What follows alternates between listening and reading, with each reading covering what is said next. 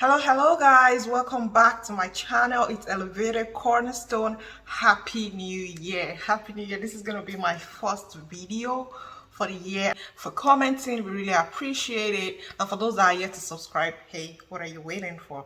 And please, if you're a subscriber here, please help us to share our channel with other people. We actually provide a lot of values on this channel.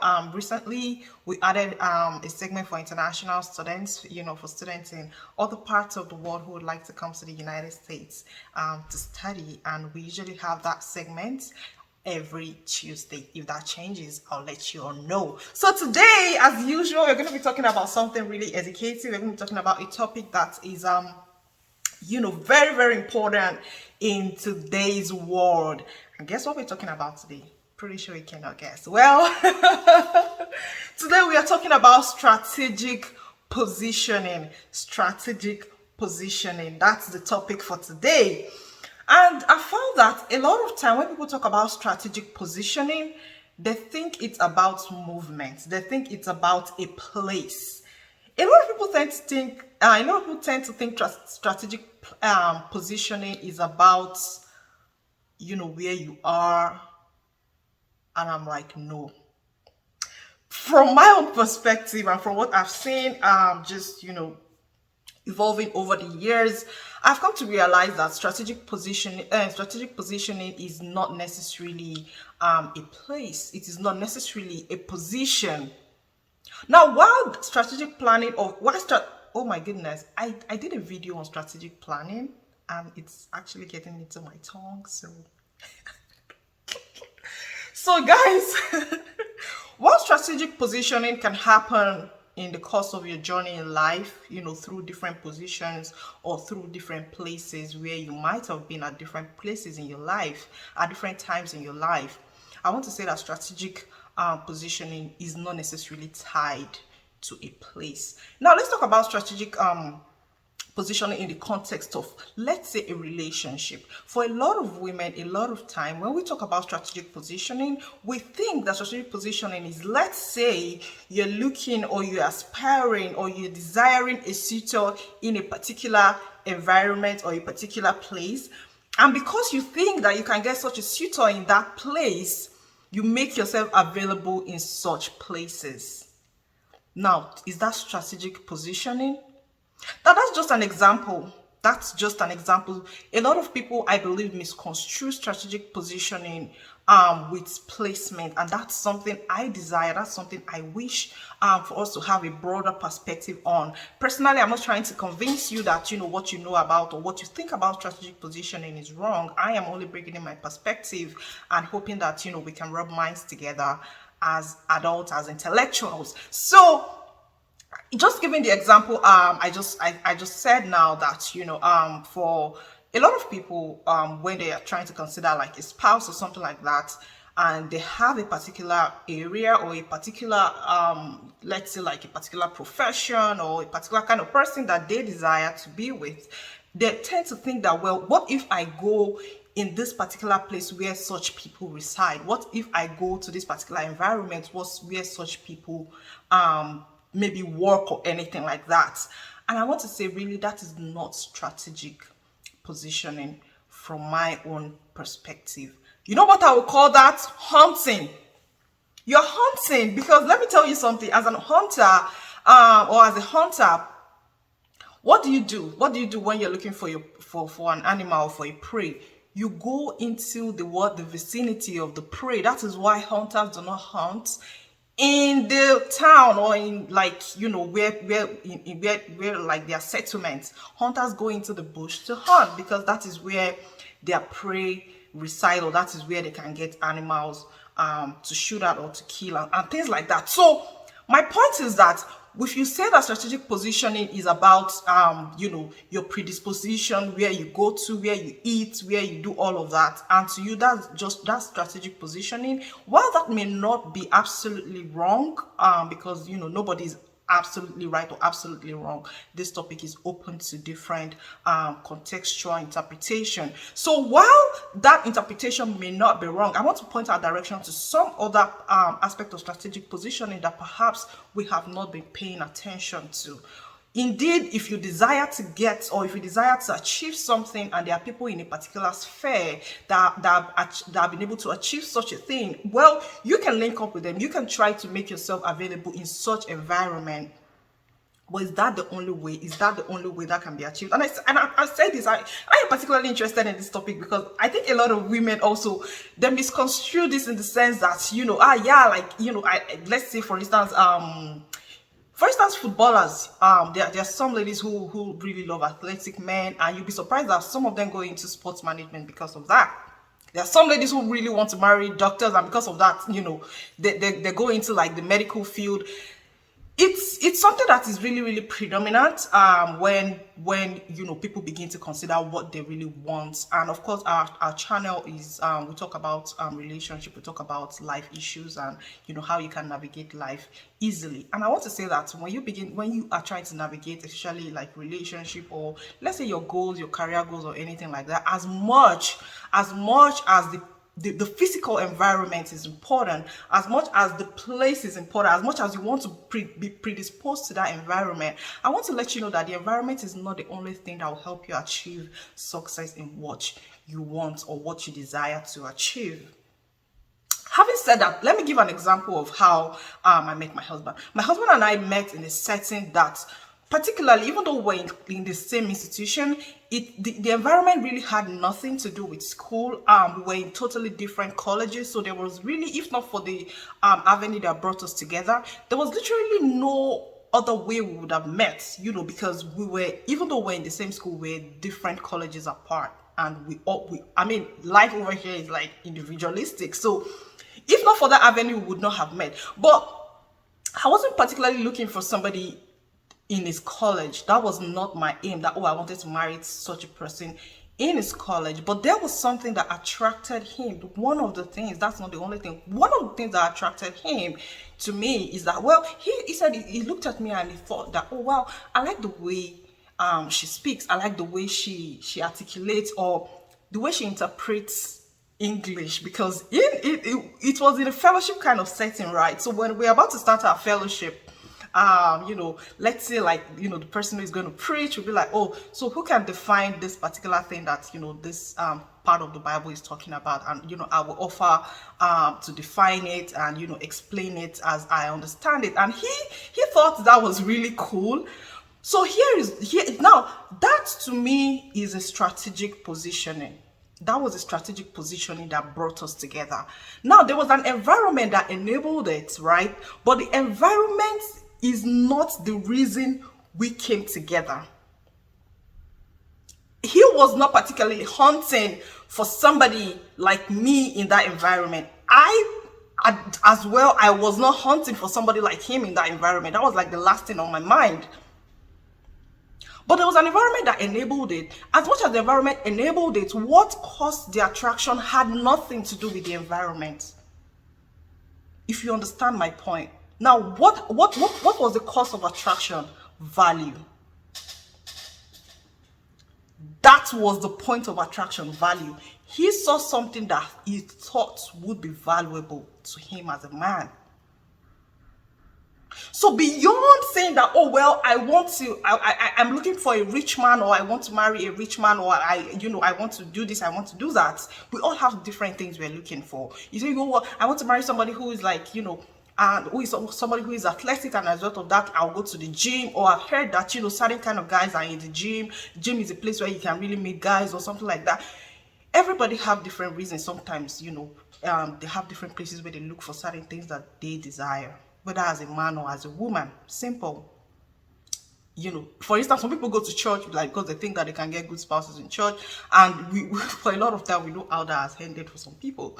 So much more beyond the environment that you're looking at. The environment is not really what makes it strategic positioning. As much as the environment, would facilitate that meeting, because there has to be a place, right? There has to be a place.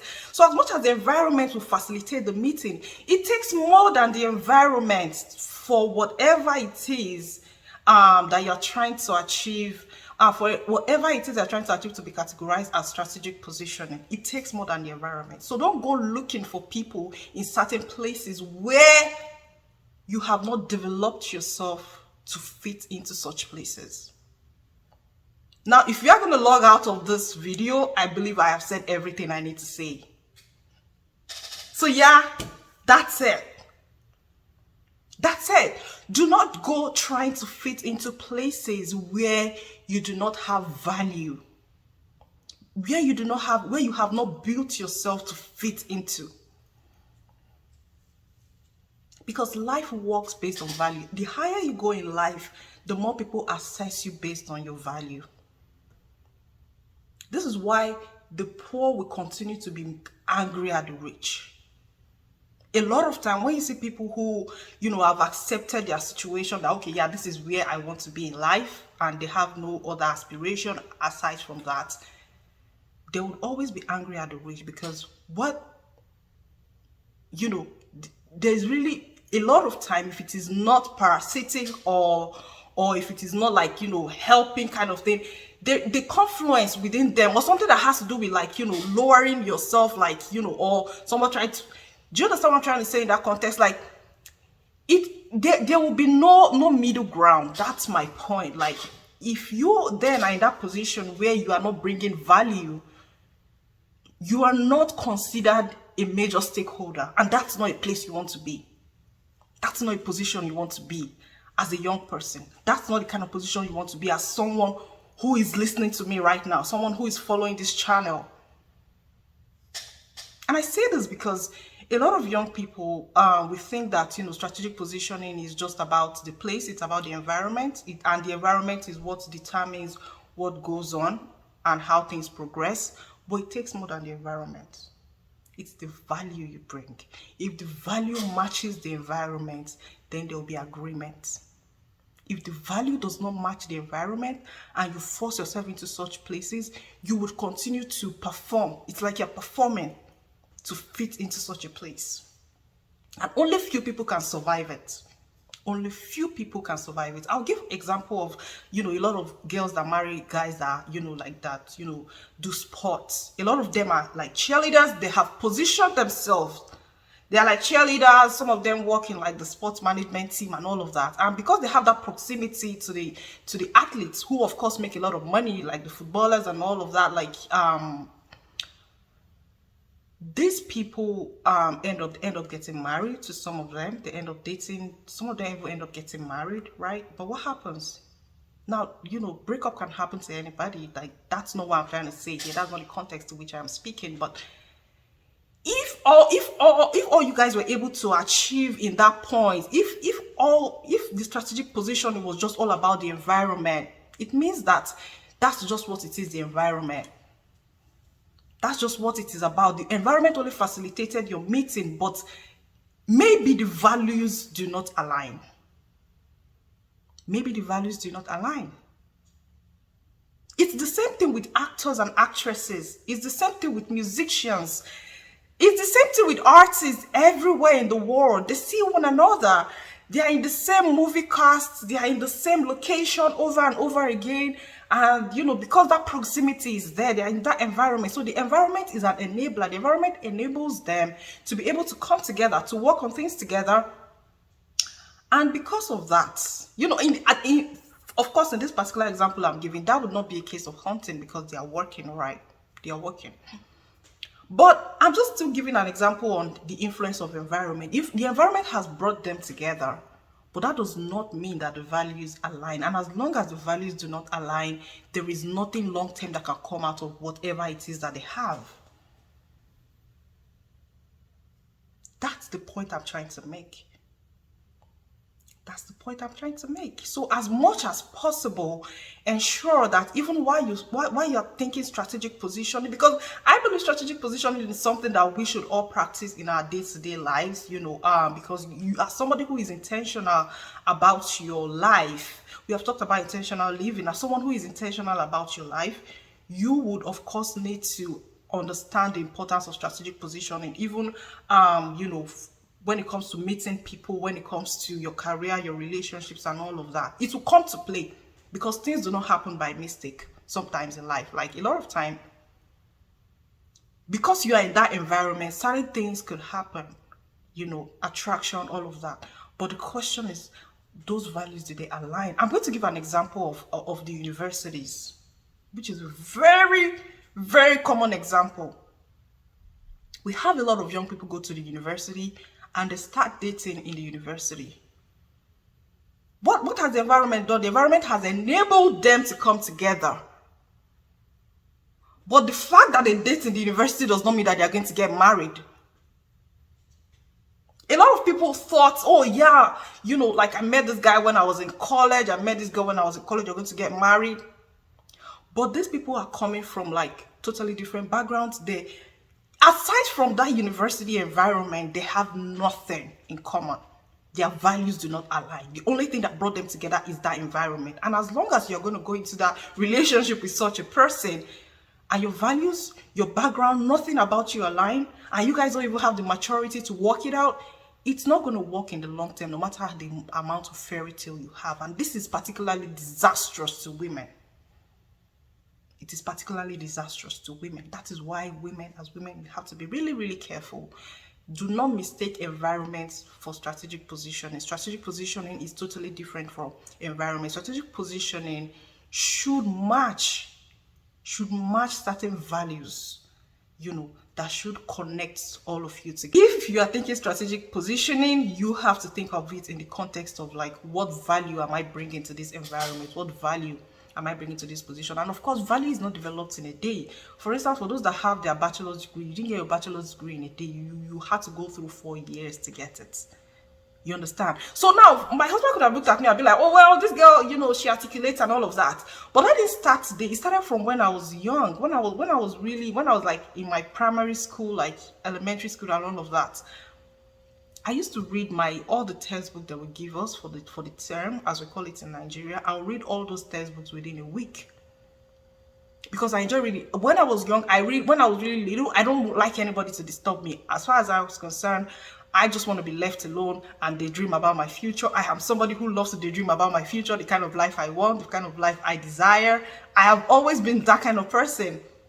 So I always love to be left alone to think about my life, how I actually want my life to be. And while doing that, I'll read and I just want to be left alone. And my mom always had a problem with that. So I've always been that kind of person. So I would read all of my textbook within a week and I would be bored because I'm like, what else do I have to read? Like, although there are other books, but of course I've finished reading those other books as well. So I used to read the dictionary when I was really little. I used to read the dictionary, the Oxford Dictionary, the big Oxford Dictionary. We had it in our living room. That was the family dictionary. So I would read the Oxford Dictionary because to me, the Oxford, you cannot finish reading the dictionary, right? The dictionary is like an infinite book. So I found interest in I found solace in the dictionary when I finished reading all of my books. So I believe that was, you see, I've been so little. I was so little when I started developing this value. It wasn't just something that I just acquired just in a day. So building value is something that stretches, that spans out. So you don't have to wait until you are actually looking for something to begin to build that value in yourself. As much as you have realized, oh, this is something I would like, or sometimes it's just even inherent. That's even the most beautiful part of things. The more natural it is, the better. Personally, as I said, I've always loved, to read dictionary. So that helped my diction. That helped my, So when they were asking that, who can translate this word? Who can tell us the meaning of this word?